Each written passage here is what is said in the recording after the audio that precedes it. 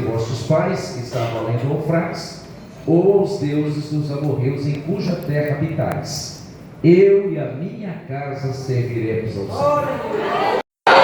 Repita comigo assim: eu e a minha casa serviremos ao Senhor. Amém. Pode tomar o seu assento. Glória a Deus. Pode aplaudir ao Senhor.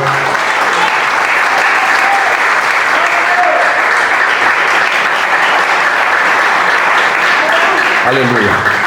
Meus irmãos, eu quero de forma sucinta nessa noite tratar desse texto com vocês. Decisões. Qual que é o tema?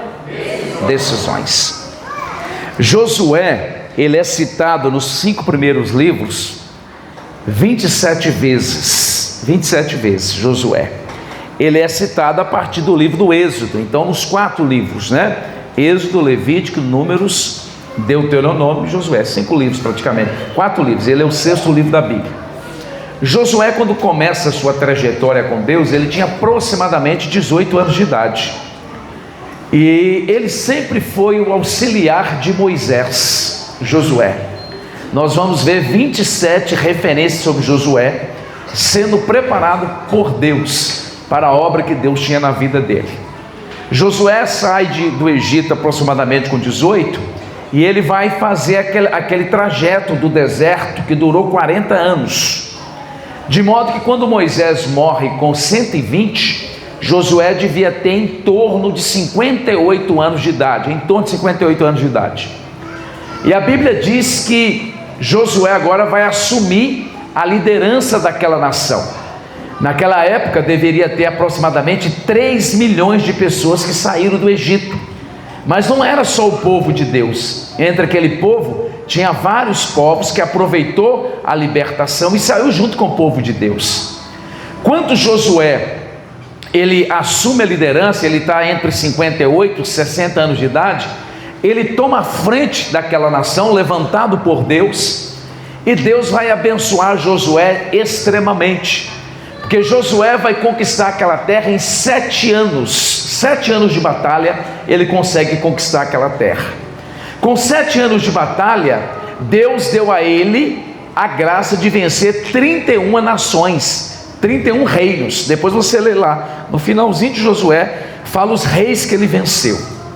De modo que quando Josué agora vai dizer o que eu acabei de ler, 24:15, eu e minha casa serviremos ao Senhor, Josué devia ter em torno aqui de 65 a 67 anos de idade.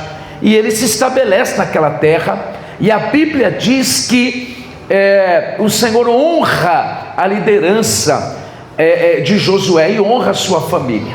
Mas quando você lê, você percebe que Josué não conquistou toda a terra. Josué não conquistou toda a terra. Havia muito que ser conquistado. Na verdade, a terra veio ter a plenitude da conquista mais na época de Davi e de Salomão. Mas até então ele não consegue conquistar todas as coisas, mas ele consegue cumprir o propósito pelo qual Deus havia estabelecido. Então, a título de introdução, o que nós aprendemos aqui? Existem situações na nossa vida que nós conseguimos resolver prontamente. Existem situações que precisam de tempo, e existem situações que nós nunca vamos conseguir resolver. Existem problemas que nós resolvemos imediatamente, existem situações de médio prazo, existem situações que nós vamos conviver o resto da vida e nós não conseguiremos resolver. O apóstolo Paulo, por exemplo, ele terminou a vida com um espinho na carne. Quanto aqui já ouviu falar do espinho da carne? O França até pregou aqui mês passado sobre o espinho na carne. Josué, quando ele termina a vida dele, ele faz essa declaração. E a declaração dele tem a ver com Deus, com a família e com posicionamento. Apesar de ser um líder e um comandante de exército fenomenal, o que ele vai declarar aqui não tem nada a ver com as suas conquistas, não tem nada a ver com tanto que ele avançou. Ele termina a vida e o que ele está verbalizando tem a ver com aquilo que é importante para ele. E o que é importante para Josué na fala de Josué? Deus, família e posicionamento. O que nos leva a pensar o que nós estamos construindo?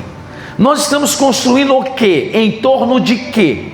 Quais são as heranças que nós vamos deixar? Qual é a marca que nós vamos deixar o dia que nós não estivermos mais? Qual é o legado que nós vamos deixar? Josué ensina-nos que no frigir dos ovos, o mais importante é Deus, família e um posicionamento que agrada a Deus. Todos nós aqui nesse auditório, irmãos, queremos dar boas coisas aos nossos filhos. Isso não é pecado, que Deus nos dê graça para fazê-lo. Mas muito mais importante do que dar uma boa educação, muito mais importante do que dar as melhores roupas, os melhores brinquedos, muito mais importante do que dar presente para os nossos filhos, não é problema, não, essa não deveria ser a nossa prioridade.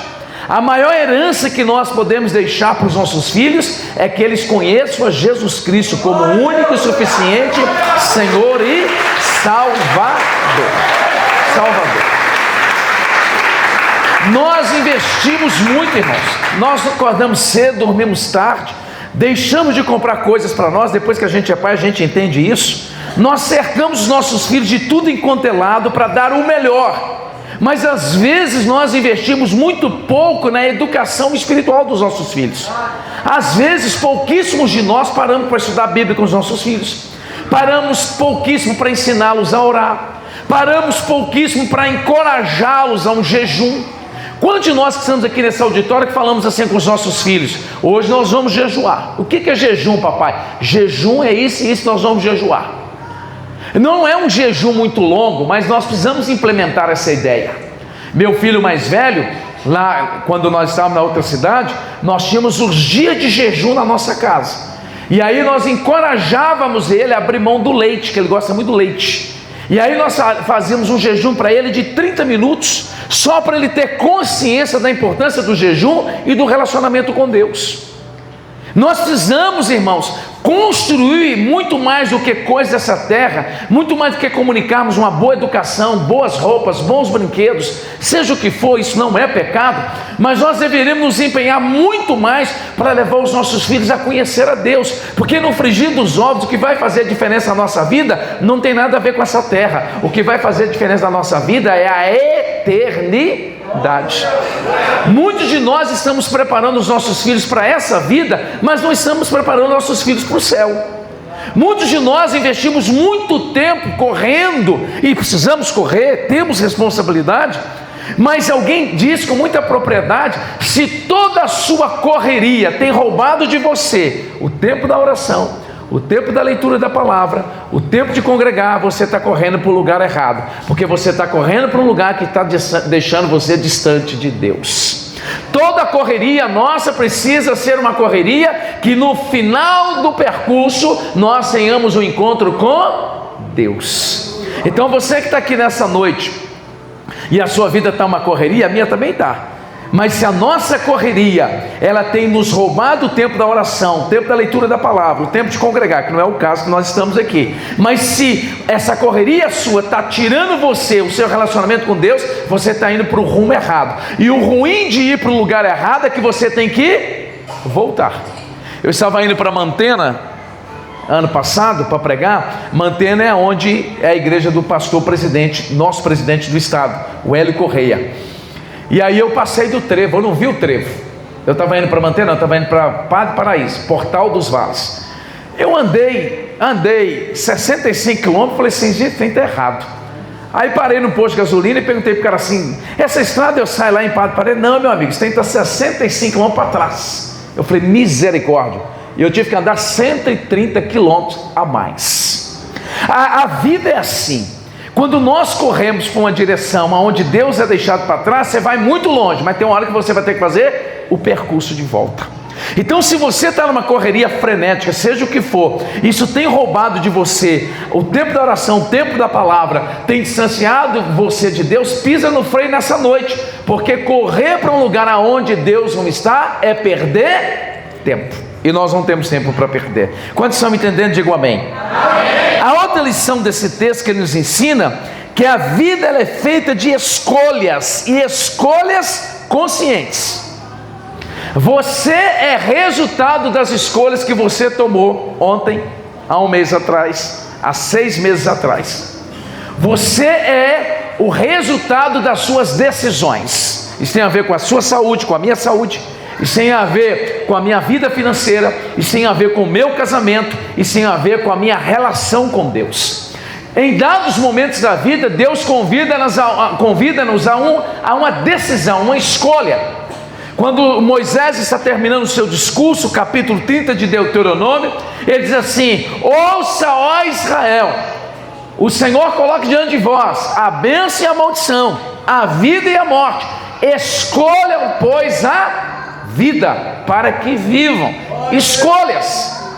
E o que aquele povo escolheu? Depois que aquele povo entrou na terra prometida, eles escolheram virar as costas para Deus, e teve a era mais difícil de Israel, que foi a era dos juízes, que durou 250 anos, onde o povo se rebelou contra Deus. Então Josué ensina-nos que a vida ela é feita de escolhas conscientes. Repita comigo assim: não escolher já é uma escolha. Você está para tomar uma decisão e não tomou? Sinto muito lhe informar, você já tomou, porque você decidiu não tomar uma decisão. Josué está dizendo aqui, irmãos, que a relação com Deus não é herdada nem é automática. Você tem que escolher andar com Deus. Você tem que escolher orar. Você tem que escolher ler a Bíblia. Você escolheu estar aqui nessa noite. Nós não herdamos isso de ninguém, não acontece, não cai nada do céu nessa relação com Deus. Essa decisão de caminhar com Deus é uma decisão intencional. Eu quero, e é algo consciente. Eu preciso. Não orar, não ler a palavra, não congregar, é não viver. Então nós precisamos entender que na vida nós precisamos fazer escolhas intencionais e escolhas conscientes. Josué aqui desafia o povo para escolher hoje, ou seja, a fé exige posicionamento ativo e atual. Tem muita gente que quer, mas só fica no querer. Aí eu quero ser um esposo melhor, mas não faz nada para ser. Aí eu quero ser uma esposa melhor, mas não faz nada para ser. Não, eu quero ter uma vida mais saudável, mas não muda a alimentação, só quer. Eu quero ter uma vida financeira mais equilibrada, mas não devia quebrar o cartão para dar uma freada. Não adianta só querer. Eu quero ser um pastor melhor. Não adianta só querer. Eu preciso fazê-lo. Preciso ter uma atitude prática. E aí, irmãos, nós precisamos fazer hoje. Que dia? Hoje. A única coisa que eu e você temos é o hoje. Nós não temos o amanhã não, gente. Aleluia. Nós temos o amanhã pela fé, mas o amanhã para nós ele não existe. Não existe, ué. Nós estamos na quinta-feira, a sexta-feira é inexistente. O único ser que a sexta-feira é real para ele, o seu nome é Jesus. Para nós não temos o amanhã.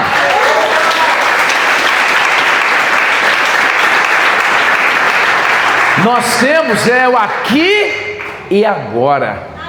Nós temos o hoje.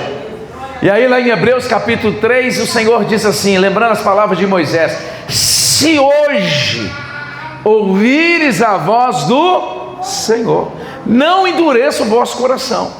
Quais são as decisões que você precisa tomar hoje, que vai lhe aproximar de Deus, que vai te aproximar mais da sua família, que vai levar você a viver uma vida que agrada a Deus? Quais são as decisões que você precisa tomar hoje? Amanhã não dá mais. Nós chamamos isso de procrastinação. O que é procrastinar? É deixar para fazer amanhã aquilo que você deveria fazer hoje. Hoje é o dia de perdoar. Aleluia! Hoje é dia de pedir perdão. Hoje é o dia de você chegar em casa, olhar para sua esposa, faz tempo que você não faz isso, dizer: filha, não é filha, né? Tem um nome. Querida, eu te amo. Hoje é o dia de você olhar para esse varão e falar assim: me perdoe.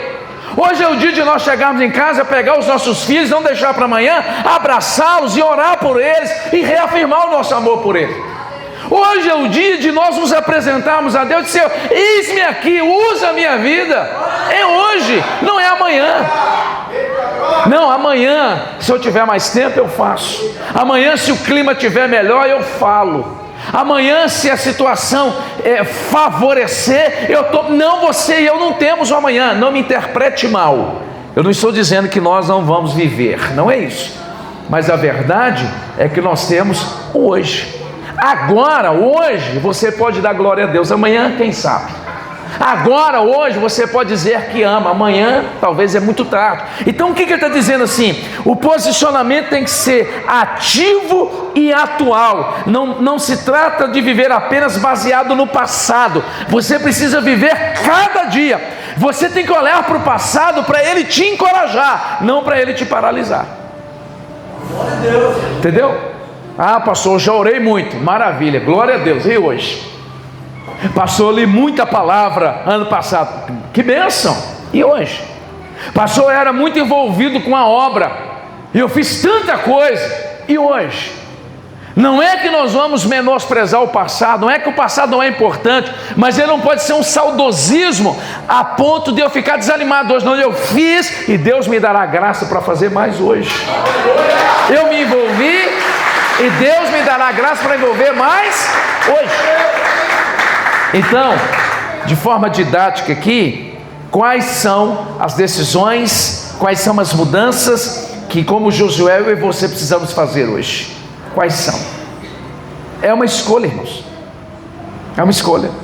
Nós não podemos ser como crianças. Criança que faz o que quer, né? Criança, se quiser, acorda 10 horas. E a gente que é pai, quer que ele fique até às 11. Não é assim? Mas eu não tenho esse privilégio. Eu preciso acordar às 6 da manhã. Eu quero acordar? Tem dia que não. Tem dia que se deixar eu vou até meio-dia. Mas eu não tenho mais, eu não sou mais movido pelo aquilo que eu quero, eu sou movido por aquilo que precisa ser feito. Não é assim? E aí nós precisamos tomar algumas decisões hoje. Terceiro lugar, quando estão me entendendo, digam amém. Amém. Josué ensina que neutralidade não é uma opção. Ele oferece duas alternativas: servir ao Senhor ou servir os outros deuses. Ou seja, não há espaço para indecisão. Deus, não há espaço no reino de Deus, irmãos, para quem só quer viver na indecisão. É o que a Bíblia diz em Apocalipse capítulo 3, do crente morno. O que o crente morno provoca em Jesus? Náuseas, ânsia de vômito. Estou a ponto de vomitar. Tem homens que não têm uma postura dentro da casa. Ô irmãos, nós os homens, é nós que lideramos a nossa casa. Nós somos sacerdotes. O sacerdote tinha pelo menos duas funções no Antigo Testamento. Quantas funções? Número 1, interceder pelo povo. Qual que é o número 1? Número 2, apresentar sacrifício a Deus em prol do povo.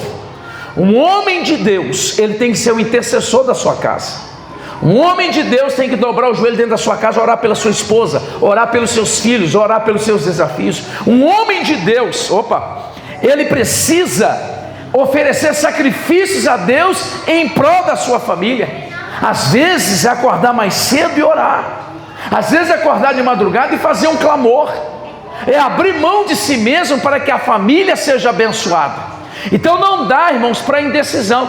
Tem muitas famílias hoje que estão em uma situação de vulnerabilidade, tem muitos casamentos acabando, porque o homem não tem um posicionamento de homem de Deus. Por outro lado, a mulher não tem um posicionamento de uma mulher de Deus. A Bíblia diz que a mulher sabe o que ela faz? E a tola com as suas próprias mãos. Posicionamento. Eu vi uma frase essa semana que eu repostei no meu Instagram, e o autor dizia assim, é um livro que eu estou lendo na verdade, ele dizia assim, olha, a graça de Deus, ela é presente em quem tenta, mas a graça de Deus é ausente em quem é passivo. Irmão, você levantou, tentou, caiu, mas levantou, a graça de Deus está com você. Você tentou.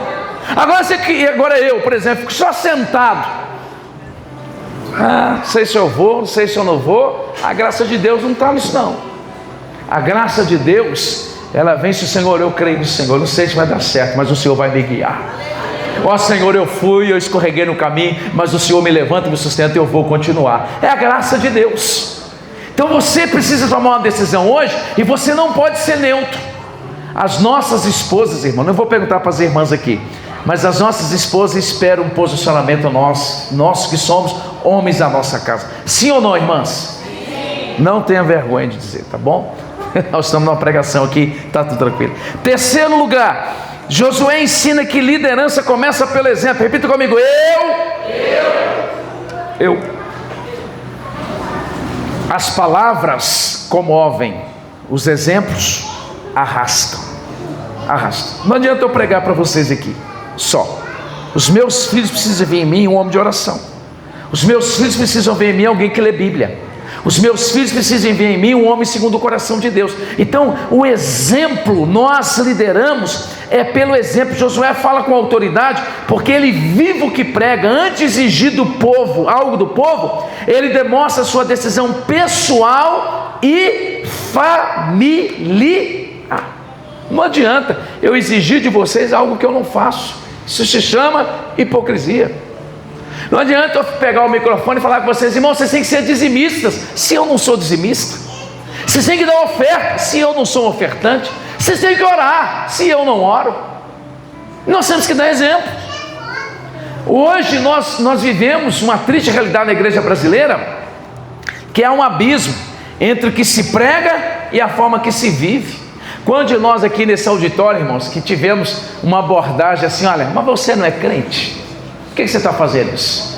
Isso é a maior tristeza que pode ter. Josué lidera pelo exemplo. Nós precisamos ser pastores que dão exemplo, líderes que dão exemplo, pais que dão exemplo, mães que dão exemplo, uma igreja que dá exemplo. Nós precisamos ser cristãos que sejamos sal e luz. O sal, ele tem algumas propriedades interessantes. Por exemplo, hoje não se faz mais isso aqui. Eu vi isso muito em Montes Claros, aqui eu não vi ainda. Carne de sol. Quando eu fui em Montes Claros, 2014 por aí, eu fui em Montes Claros 3 vezes já. Ao longo da estrada eu vi uma carne pendurada nos varais. Eu falei: que carne é essa, gente? E aí o pessoal me explicou: essa carne de sol, aquela coisa toda. Eu falei: mas como é que essa carne aguenta essa temperatura? O pessoal falou assim: olha, é só colocar sal. O sal, ele inibe a decomposição. Um crente, num ambiente de trabalho, a corrupção vai até ele só, não passa dele. A mentira chega até nele, mas não passa dele. Ele inibe o quê? A corrupção. O sal, ele aguça o apetite. Quando uma comida é bem temperada, o que a gente fala? Olha, o tempero hoje está maravilhoso. Agora, quando o sal é demais, pelo amor de Deus, me dá um copo de água aí. Quem aguenta comer um trem desse? Ou quando falta sal, a gente vai me dar um pouquinho de sal, só para me dar uma equilibrada no tempero. Não é menos, não é mais, é no ponto. Crente não pode ser enjoado. Tem crente enjoado, manda os outros para o inferno. Ah, você vai para o inferno. Irmão, quem sabe é Jesus. Crente não pode ser fanático, né, que quer converter todo mundo. Estou dizendo que a gente não deve pregar, não é isso.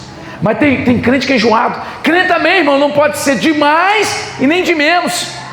Não, uma mentirinha não tem problema. Tem problema, vai para o inferno. Pegar uma talha não tem problema. Namorar e ter relação sexual no casamento não tem problema. Eu estou conhecendo a minha futura esposa, é pecado, tem problema. Tem que ser equilibrado, tem que dar sabor. É santo, é simpático, é sério, tem vida no altar. Quantos estão me entendendo? Digo amém. Amém. Ele lidera pelo exemplo. Vou fazer uma pergunta para vocês, não precisa responder. Quantos aqui têm filhos? Levanta as mãos.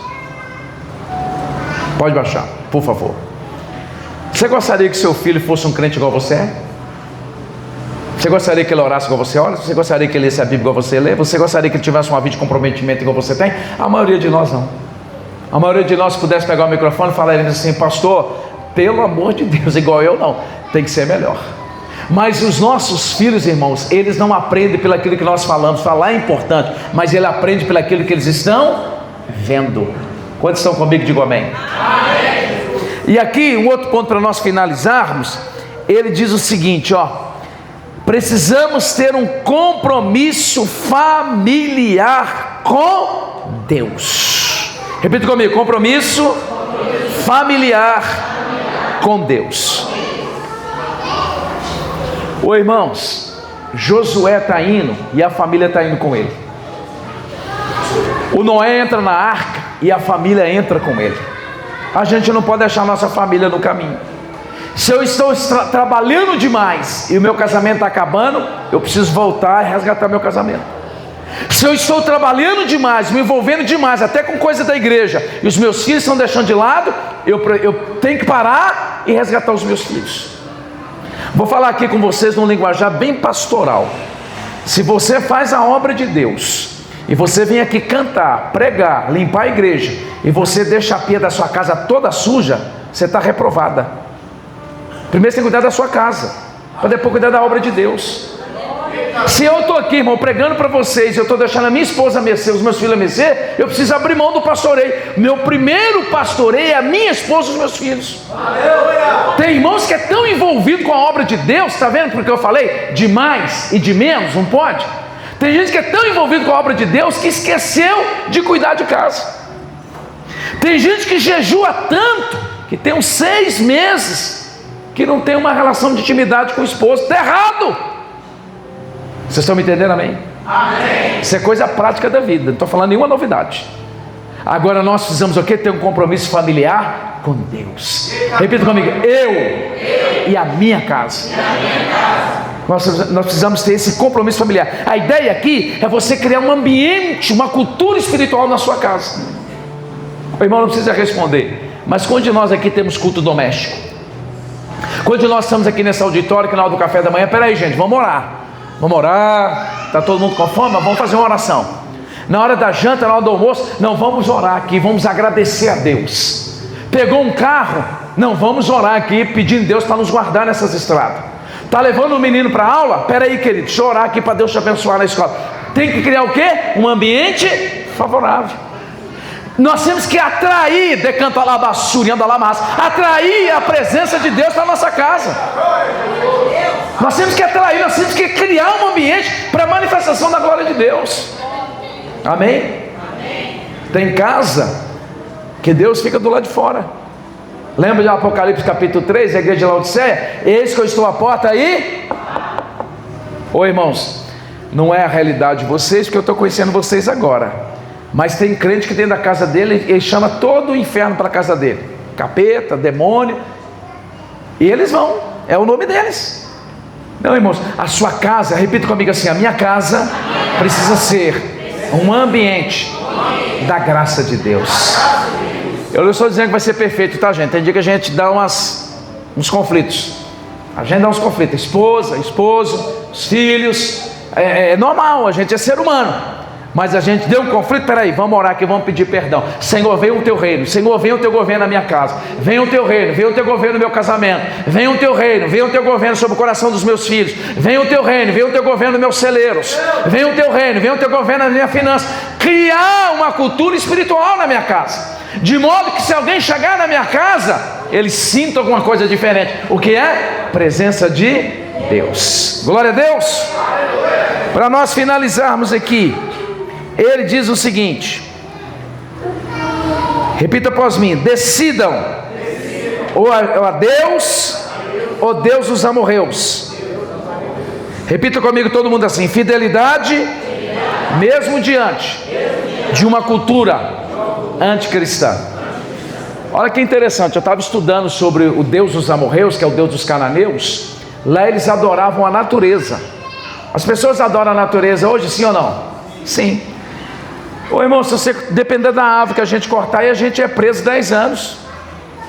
Se a gente, na infelicidade, atropelar um animal aí, é capaz de a gente ser acionado. Hoje, as pessoas estão matando um ao outro, não tem tanto rigor. Isso aí é uma inversão de valores. Eu não estou dizendo que a gente não deva cuidar. A gente tem que cuidar da natureza e da criação. As pessoas hoje levantam bandeiras em prol da natureza. Levantam bandeiras. Eu não sei se vocês já foram em Belo Horizonte. Vocês já viram mega shop de pet shop? Quem já viu? Mega estrutura. Aqui tem, eu já vi. São Paulo, eu morei em São Paulo 3 anos. Irmãos, tem shopping dos cachorros. Aí, é problema ter essas coisas? Não é. O problema é valorizar mais essas coisas do que um ser humano. Tem gente que gasta milhões, milhares de reais com essas questões e não tem coragem de assistir um ser humano. Se adorar a criatura em vez do Criador. Outra coisa, na época do Josué, havia o politeísmo. O que é politeísmo? Adoração de vários deuses. As pessoas adoram vários deuses, sim ou não? Adoram. Por isso nós estamos aqui para adorar o Deus verdadeiro. Em suma, o que o Josué está dizendo aqui? Mesmo diante de uma cultura que não conhece a Deus, é possível ser fiel. Precisa ser fiel. Ah, todo mundo lá no meu ambiente de trabalho, pastor, mente, mas você não vai mentir. Ah, pastor, mas lá se eu não mentir, eu não serei promovido. Mas quem abriu essa porta? Foi seu chefe ou foi o Deus Todo-Poderoso? Então nós não podemos dobrar a cultura, nós não podemos dobrar as influências dessa presente era. José falou assim: eu não vou servir o Deus dos amorreus, eu permanecerei firme. E aí, irmãos, eu quero concluir o seguinte aqui: você tem se dobrado dessa cultura, eu tenho me dobrado dessa cultura, eu tenho feito o que todo mundo faz, o jeitinho brasileiro. Está tudo errado se eu tiver assim. Aí Josué, repita comigo: Josué terminou muito bem. Olha, isso aqui é libertador e encorajador. Mais importante da forma como eu comecei é da forma como eu vou terminar. Salomão falou que mais importante do que o início, o mais importante é o... Talvez, irmãos, alguns de nós aqui começamos errado, mas não quer dizer que temos que terminar errado. Talvez algum de nós aqui quebramos a cara, tomamos alguns escorregões, e talvez você pode estar assim: puxa vida, será que tem esperança para mim? Tem, porque Deus é bom, Deus é misericordioso. Não quer dizer porque começou errado, tem que terminar errado. Melhor do que o início é o fim das coisas. E a minha pergunta aqui nessa noite é: se a sua vida terminasse hoje, você terminaria bem? Será que eu poderia terminar assim: olha, eu e a minha casa servimos ao Senhor? Será que nós terminaríamos assim: olha, tetelestai? O que significa tetelestai? Repita após mim: está consumado. Será que nós terminaríamos bem como o apóstolo Paulo, 2 Timóteo 4,7? Repita após mim: combati. Está no passado. O bom combate. Acabei a carreira e guardei a fé. Mais importante do que o início é o fim. Eu não sei quantos escorregões você tomou, eu não sei quantas coisas erradas deu até agora, mas em nome de Jesus, vai terminar bem para a glória de Deus. Nós podemos terminar bem para a glória de Deus. Vamos colocar de pé? Vamos orar? Em nome de Jesus. Glória a Deus. Olha, não negocie o seu relacionamento com Deus. Não troque a sua família por dinheiro, por sucesso, nem por profissão. Porque no frigir dos ovos, sabe o que vai sobrar? Entre aspas, Deus, que nunca vai te abandonar, e a sua família, que no momento de vulnerabilidade é que vai te assistir. Quando as coisas estão lá, irmão, a gente está lá no fundo do poço. Os que não vão embora, pessoas tementes a Deus, é família, é o esposo, é a esposa, é os filhos. Estou falando de gente que teme a Deus, né? Porque as famílias aí fora estão todas arrebentadas, e o único que não vai embora é Jesus. Então não negocie a sua relação com Deus. Não importa aonde Deus vai te levar, não importa o sucesso que você vai ter. E em nome de Jesus, irmãos, eu profetizo: vocês terão muito sucesso ainda. Vocês vão longe, Deus vai levar vocês no topo. Mas não permita que nada disso roube o coração de vocês. Não permitamos que nada disso venha roubar Deus no nosso coração e a nossa família. O mais importante é Deus e a nossa família. Que nós possamos permanecer firmes e terminarmos bem. Senhor, em nome de Jesus, eu oro nessa noite pela nossa vida. Eu clamo ao Senhor, Pai. Josué é um exemplo de firmeza, de decisões conscientes e intencionais. Josué não foi alguém indeciso, neutro. Josué é alguém que tinha um compromisso com a sua família. Josué é alguém que não se dobrou diante da cultura que imperava naquela época. Pai, renova, restaura-nos, dai-nos graça, para que nós não venhamos perder o Senhor na caminhada, para que não venhamos perder a nossa família. Pai querido e Pai amado, ajuda-nos a influenciar os nossos filhos, a influenciar os nossos cônjuges.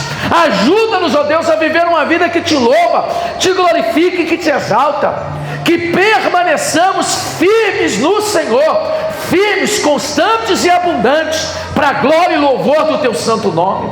Pai querido e Pai amado, fale ainda ao nosso coração, quais são as decisões, as escolhas que temos que fazer hoje, porque o amanhã pertence somente ao Senhor, mas enquanto é o hoje, ajuda-nos a viver uma vida que te louva e te glorifica.